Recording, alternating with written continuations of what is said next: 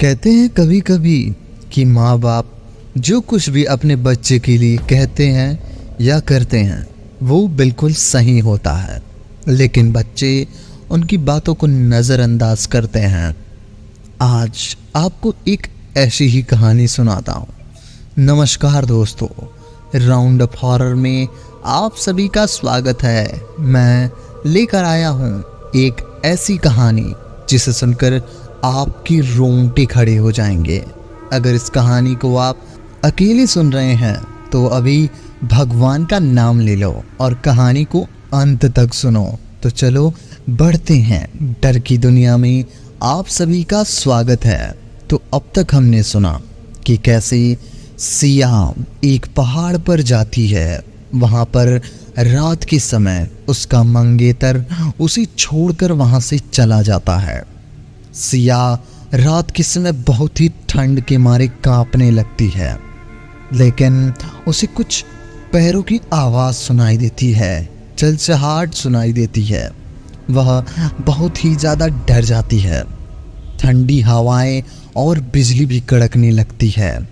वह जल्दी से अपने मम्मी पापा को याद करने लगती है और सोच लेती है कि अब वह जिंदा नहीं बचेगी। कि तभी उसके पर्स में उसकी माँ ने उसे तावीज़ डालकर रखा था। वह तावीज़ उसे पहन लेती है तो थोड़ा उसे भय कम हो जाता है। यहाँ पर शान एक किसी दूसरी लड़की के साथ रंग रलियां मनाता है। आगे जानते हैं शान क्या कहता है। शान, I am really sorry Mona, I am really sorry. अब तुम नाराज मत हो। शान ने मोना को गले लगा लिया। यहाँ इतनी ठंड है तो ऊपर कितनी ठंड होगी, चिंता मत करो। ऐसा प्लान बनाया है कि सिया कभी वापस लौट के नहीं आ पाएगी, उसके बारे में मत सोचो। और उसने शान के होठों से होठ को रख दिया। शारीरिक रूप से शान मोनिका के पास आने लगा, लेकिन उसका मन सिया के पास है। हे ईश्वर, उसकी रक्षा करना। वो सच में बहुत सीधी है, मेरा इंतज़ार ही कर रही होगी। मन ही मन शान ईश्वर से प्रार्थना करता है। इधर सिया शान को याद कर रहे हैं। प्लीज़ शान आ जाओ, मुझे बहुत डर लग रहा है। प्लीज़ शान आ जाओ। पापा द्वारा दी गई लोई से खुद को समेटे हुए सिया धीरे धीरे आगे कदम बढ़ा रही है। चारों तरफ धूप अंधेरा है। हवा में आवाज़ें गूंज रही हैं जो किसी साधारण इंसान की जान ले लेने वाली काफ़ी है। सिया बालाजी का नाम लेकर आगे बढ़े जा रही थी। हवा का वेग तेज है कि एक कदम आगे रखने से मुश्किल हो रहा है। हे ईश्वर, तुम ही मदद भेजो। सिया के पैरों से कुछ फंसता है तो वह गिर जाती है। मोबाइल की लाइट जलाकर देखती है तो नर कंकाल पड़ा हुआ है। उसका दिल धक धक रहने लग जाता है। वो खड़े होने की कोशिश करती है, लेकिन उसे ऐसा प्रतीत होता है कि जैसे उस कंकाल ने उसके पैरों को पकड़ लिया हो और वो आगे बढ़ने नहीं दे रहा है। छोड़ो मुझे, मेरे पैरों को छोड़ो। जय हनुमान ज्ञान गुण सागर। ऊंची आवाज़ में हनुमान चालीसा का पाठ शुरू कर देती है। भूत पिचास निकट नहीं आवे, महावीर जब नाम सुनावे। पाठ करते हुए वो फिर आगे बढ़ने की कोशिश करती है। इस बार वो बाहर निकलने में सफल हो जाती है। डर के कारण वो बहुत तेज भागती है और उसका पैर फिसल जाता है और वह बॉल की तरह नीचे गिरने लगती है। आई एम सॉरी मम्मा पापा। 15 साल मंदिर मस्जिद और डॉक्टर के भटकने के बाद मैं आपको मिली थी और मैं एक अच्छी बेटी नहीं बन पाई। मुझे माफ़ करिएगा। वादियाँ दर्द भरी चीखों में गूंज गई। आखिर सिया का क्या हुआ? वो इन भयानक स्थिति से बाहर निकल पाएगी? शान, तुम यहाँ हो? मैं कब से तुम्हारा इंतज़ार कर रही हूँ कि तुम मुझे उस ऊंची पहाड़ी में छोड़कर चले आए थे। शान जो मोनिका की बाहों में है आंखें बंद करके लेटा है। सिया की आवाज़ सुनकर चौंक जाता है। सिया, सिया। वो उठकर चारों तरफ देखने लगता है। क्या हुआ शॉन?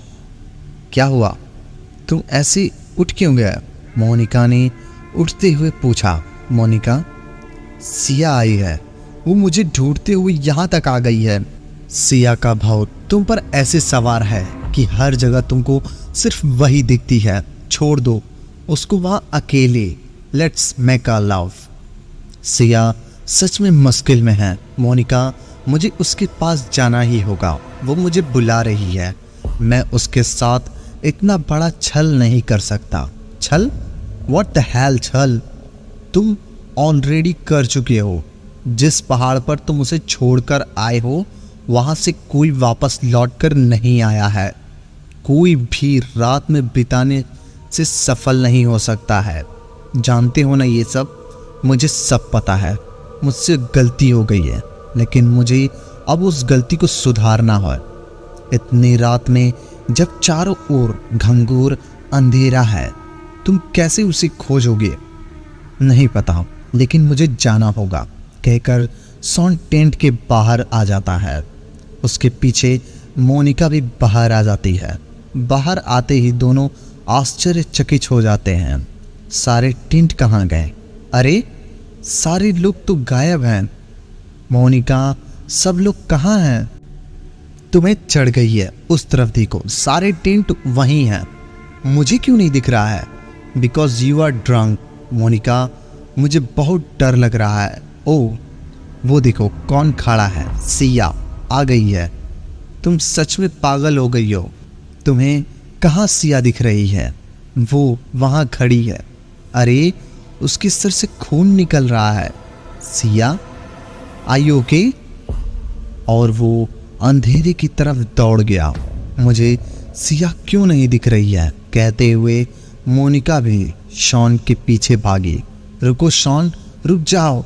इतने अंधेरे में जब दूसरा हाथ भी उसे नहीं दिख रहा है तो शॉन कहाँ से सिया को दिख रहा है? शॉन दौड़ते दौड़ते एक पत्थर से टकराता है और गिर जाता है। उसका सिर गहरी चोट लग गई। Shawn, are you okay? Monica, मैं ठीक हूँ। देखो, सिया बुला रही है। I have to go. और वो फिर उठकर अंधेरे की तरफ भागने लगा। थोड़ी ही देर में शॉन मोनिका की आंखों से ओझल हो जाता है। शॉन की तरफ चले गए। मोबाइल भी नहीं है कि उसके टॉर्च में से कैसे खोज लो। एक बार फिर तेज आवाज़ में मोनिका शॉन शॉन चिल्लाती है, लेकिन शॉन कोई उत्तर नहीं देता है। घंघोर अंधेरा और अजीब अजीब सी आवाज़ें मोनिका को अब डर लगने लगी। अपने पीछे मुड़कर देखा तो वो टेंट वाले स्थान भी बहुत दूर आ चुकी है। ओ माय गॉड, अब क्या करूँ?